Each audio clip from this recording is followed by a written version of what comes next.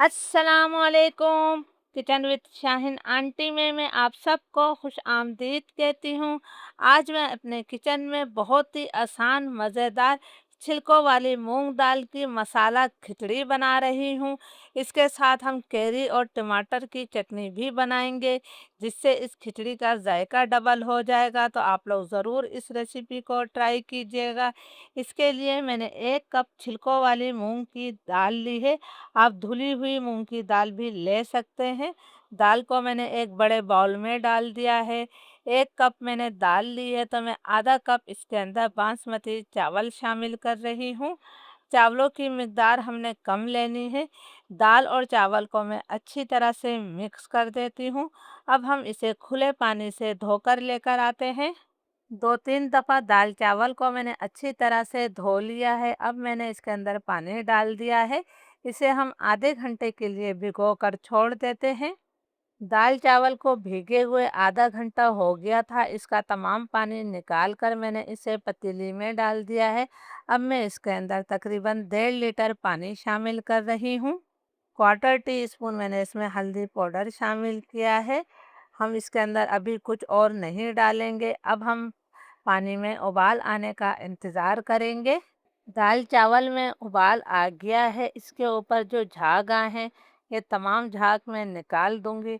ये झाग हमारी सेहत के लिए अच्छे नहीं होते, तो आप लोग भी इस झाग को लाजमी निकाल दिया करें।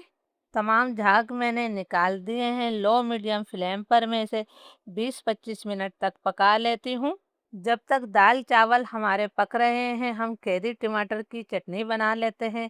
इसके लिए फ्राई पैन में मैंने 2 से 3 खाने के चम्मच तेल डाला है। तेल को मैं गरम कर लेती हूँ।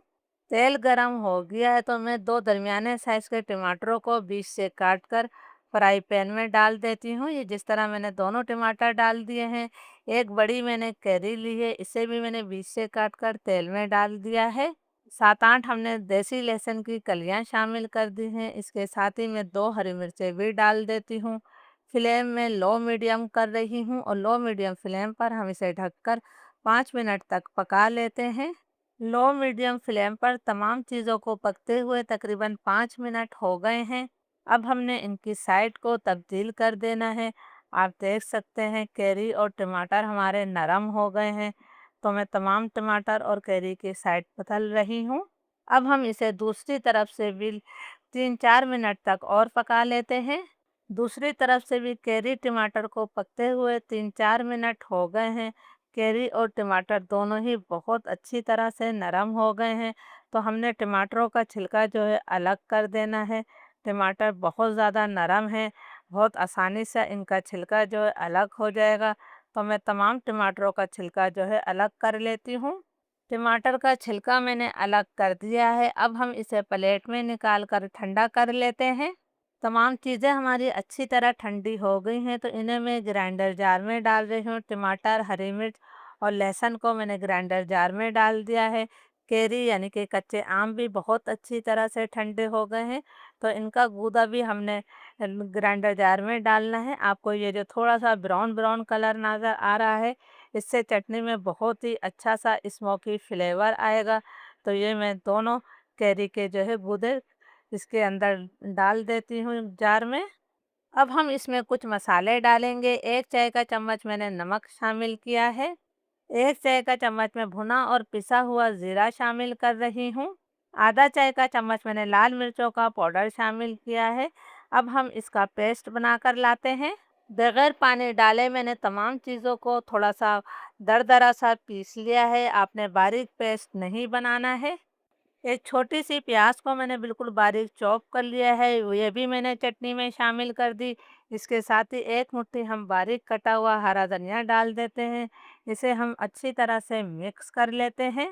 हमारी चटखारेदार चटनी तैयार है। आप सिर्फ इस चटनी से भी पेट भरकर रोटी खा सकते हैं। लो मीडियम फ्लेम पर दाल चावल को पकते हुए तकरीबन 25-30 मिनट हो गए हैं। दाल चावल हमारे बहुत अच्छी तरह से गल गए हैं। अब हम इसका स्पेशल मसाला बना लेते हैं। खिचड़ी का मसाला बनाने के लिए मैंने आधा कप से कम तेल लिया है। तेल को मैं गरम कर लेती हूँ। तेल अच्छी तरह से गरम हो गया है तो मैं इसमें 1 चाय का चम्मच सफ़ेद ज़ीरा शामिल कर रही हूँ। ज़ीरा हमारा फ़ौरन ही कड़कड़ा गया है, तो अब मैं इसके अंदर एक दरमियाने साइज़ की प्याज को बारीक स्लाइस करके शामिल कर देती हूँ। प्याज को हमने हल्का सुनहरा कलर आने तक फ्राई कर लेना है। बहुत ज़्यादा डार्क कलर प्याज को मत दीजिएगा। प्याज पर हल्का सुनहरा कलर आ गया है, मुझे यही कलर चाहिए था। अब मैंने इसके अंदर 1 खाने का चम्मच अदरक लहसुन का पेस्ट शामिल किया है। अदरक लहसुन को भी हम 2 मिनट तक भून लेते हैं ताकि इसका कच्चापन ख़त्म हो जाए। अदरक लहसुन हमारा भुन गया है, इसमें से बहुत प्यारी खुशबू आने लगी है। अब मैं 2 दरमियाने साइज़ के टमाटरों को छोटे टुकड़ों में काट कर शामिल कर रही हूँ। साथ ही मैंने 1 हरी मिर्च को भी बारीक काट लिया है। 1 चाय का चम्मच भरकर मैंने नमक शामिल किया है। नमक डालने से टमाटर जल्दी नरम हो जाते हैं। इसे हम अच्छी तरह से मिक्स कर देते हैं।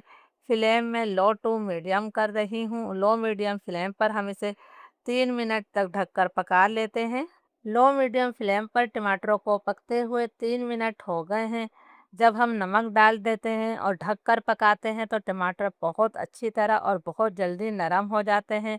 आपको ज़्यादा मेहनत की भी ज़रूरत नहीं होती। ये देखिए जी टमाटर हमारे कितने अच्छी तरह से नरम हो गए हैं। अब इसके अंदर मैं कुछ पाउडर मसाले शामिल करूँगी। 1 चाय का चम्मच मैंने घर का पिसा हुआ धनिया पाउडर शामिल किया है। आधा चाय का चम्मच मैंने लाल मिर्चों का पाउडर डाला है। नमक मिर्च हमेशा अपने टेस्ट के मुताबिक ही लिया करें। क्वार्टर टी स्पून मैंने हल्दी पाउडर डाल दिया है। थोड़ा सा मैंने पानी शामिल किया है ताकि मसाले हमारे जले नहीं।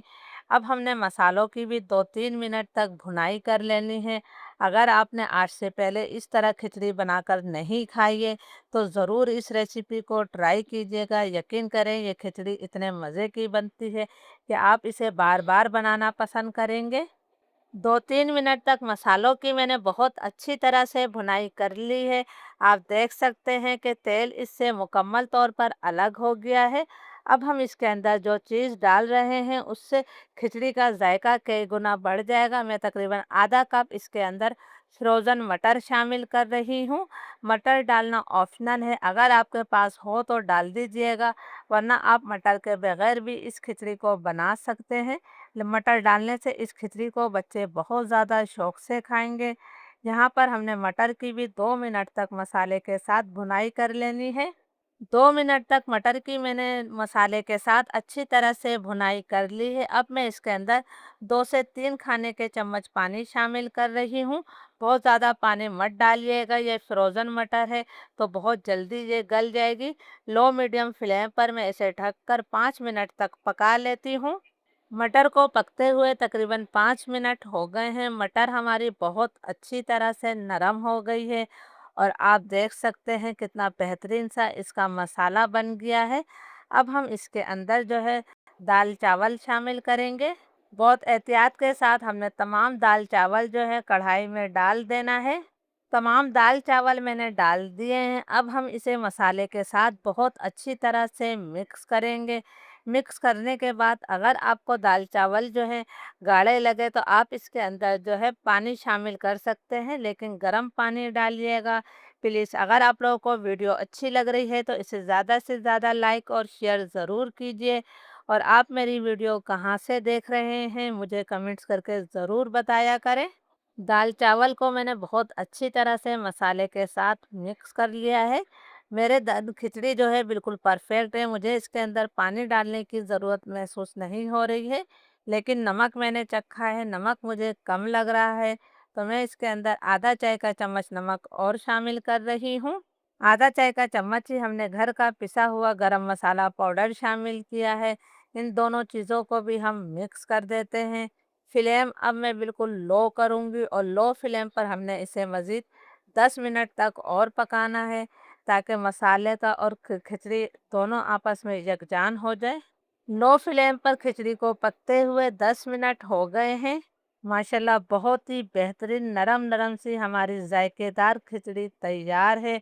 ये ना बहुत ज़्यादा पतली है और ना ही बहुत ज़्यादा गाढ़ी है।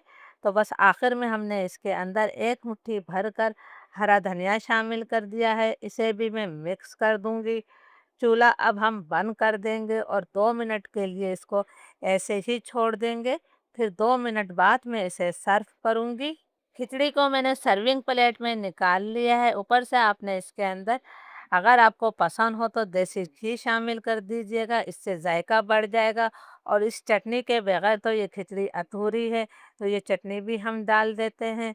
इजाज़त दीजिए, अल्लाह हाफ़िज़।